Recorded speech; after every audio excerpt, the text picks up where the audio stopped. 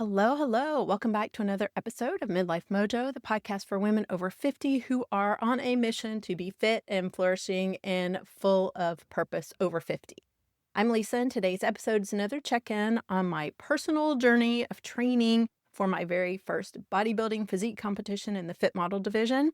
I'm officially 5 weeks out from competition day, and oh my goodness, time is really flying by now. So today I'm going to talk about staying on track while traveling, some flexibility that had to happen with workouts and such, and what happened to my delicious homemade protein bars. Spoiler alert, they were really popular. And how recovery is absolutely non-negotiable, especially after 50. So let's just get right into it. Last week, I took a long drive up to Atlanta to visit my daughter for a few days. And when I say long, I mean like 9 hours in the car, kind of long. If you've ever tried to juggle any fitness or health goal while traveling, you already know that it comes with some challenges. Like schedules shift, routines are off, there's a lot more sitting, and eating according to your plan just really takes extra intention. And I had to let go of the notion of perfection a long time ago because it just wasn't serving me, and it was detrimental in in a lot of ways. It kind of set me back sometimes when I felt like I was falling short. So now I have a plan, but I realize 9 times out of 10 that plan doesn't play out exactly like I think it is. So now I'm focused on being prepared and flexible, and that's really the sweet spot. Before I left for this trip, I prepped 2 days worth of meals, so I'd have food on the road and for my first day up at my daughter's place. And that gave me a cushion to kind of settle in, be able to get to the grocery store, make the meals for the rest of my trip because I was going to be there for a few days. It keeps me focused and avoided the overwhelm and having to make some split-second decisions when it's like, oh, I'm hungry. What do I eat now? And yes, I travel with my homemade protein bars. I have started making these amazing maple almond nougat bars, and they're covered in chocolate. They're marshmallowy, they're chewy, but most importantly, they're packed with protein. Basically, they're like my Fit Woman candy bars because I must have chocolate every day, at least once, if not twice. And these protein bars hit the spot while keeping me in prep mode. But my daughter and her roommates found them in the fridge and they did not last long. I got up the next morning and I was like, okay, I'm going to get my protein bar. And there was none in there. I was like, where are they? And so I couldn't find them. This was an unexpected kind of monkey wrench thrown into my plan. And I actually had to scramble to make more bars when I was up there, and I ended up actually making a special batch for them too because they loved them so much. I ended up leaving my secret recipe with my daughter so she could make some more. And I really could have been annoyed that they ate them or just thrown off track because all my snacks were gone.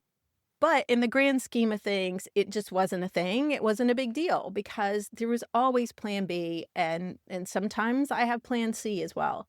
This flexibility allows for life to happen, and it's moments like this that actually made the trip really special because they're nurses. They're working long shifts with a lot of stress. One is in the neuro ICU and my daughter's in the emergency department.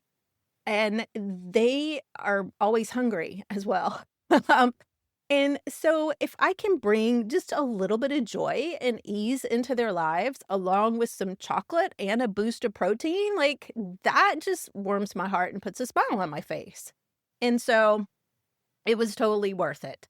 And I was able to just pivot and make it work by making some more. And so transitioning into the workouts, I had at least 2 workouts that I had to get done while I was up there. And I ended up being able to go to the gym with my daughter, and that is such a treat. Honestly, I work out way harder when she's with me. Like, there's just that extra push when you've got the accountability and you've got an accountability partner that you love being around. And I love being around her. And that said, we couldn't squeeze in my second lifting day because she had to work. And so I was like, okay, what do I do? Because I didn't want to actually go and have to buy a gym membership up there just for a couple of days. So I improvised.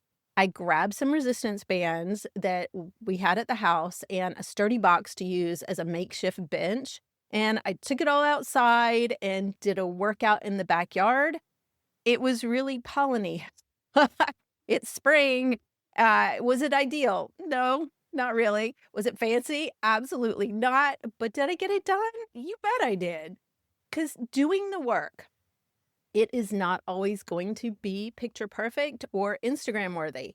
But showing up for yourself in whatever way you can, that's where the mojo is. That consistency builds confidence and it builds momentum. And I was so glad that I was able to come up with plan B and make it happen. Oh, and this week also was a big week because I got my competition suits in. Yes, plural. I chose an emerald green suit and a deep purple one. And thank goodness for the fit model division and the more modest cut bottoms because there's more coverage. They're still really cheeky, but it's more modest than what is worn in the other categories, which is kind of like a thong. Um, Still owning that much skin on stage at almost 60, it takes some serious mental prep too. And I'm still working on it. Every time I try them on, I'm excited about the more coverage, the more modest cut. Every posing session, I work on really being confident.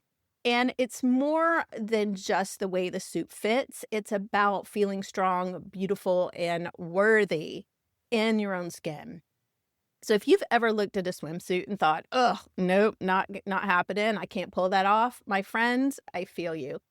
But it's important to keep working toward owning all of it, everything, all the things that you have as far as experience, how your body looks, how you feel about yourself. It's worth it to keep working on it if it's not at a level where you can show up with some cheeks hanging out and rock it, really, because showing up with confidence at any age, that's magnetic, and that's what we're working toward.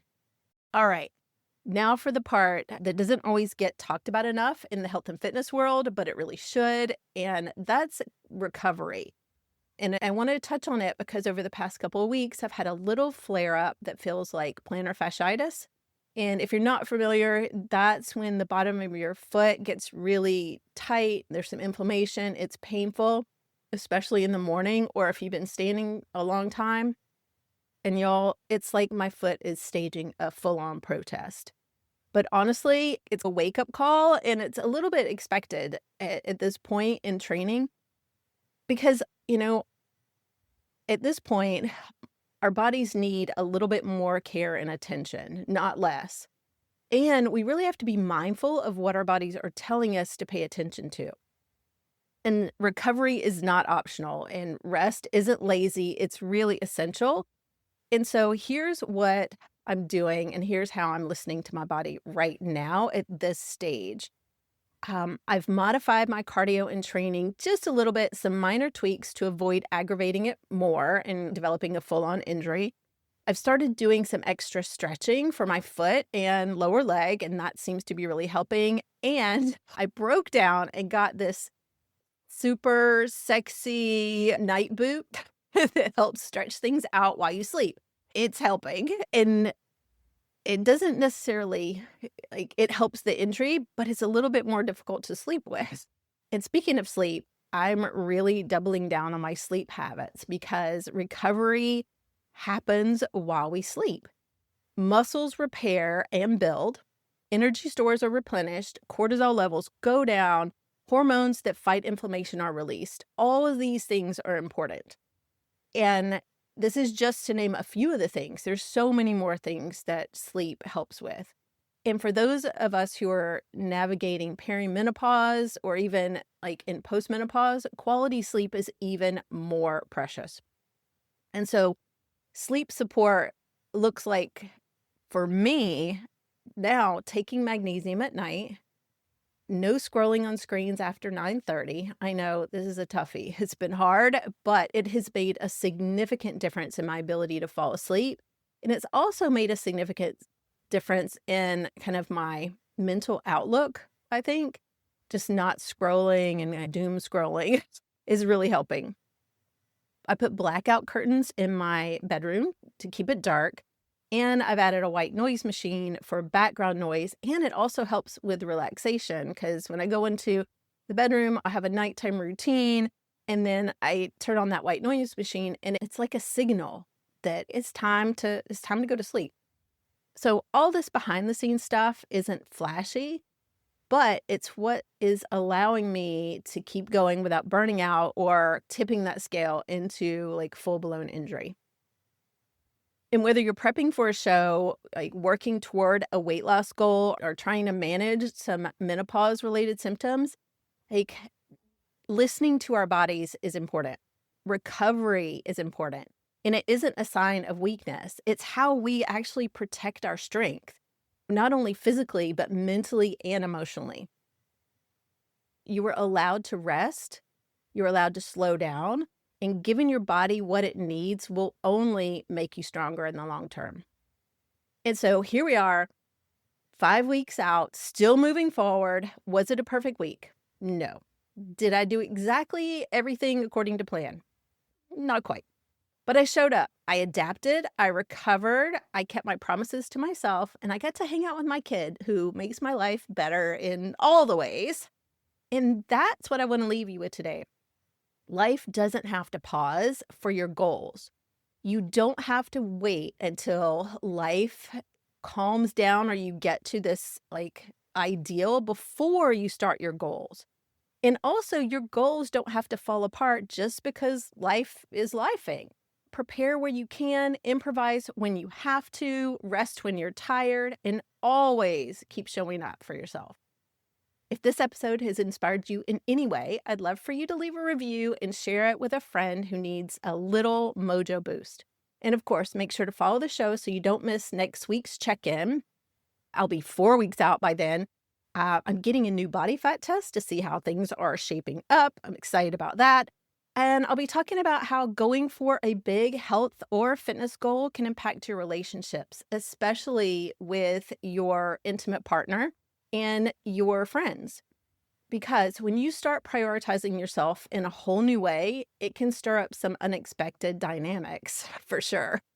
So if you've ever wondered how to stay true to your goals while honoring your relationships, or if you've ever felt a little guilty for changing what like normal looks like in your life, you are definitely not alone. So tune in for that episode.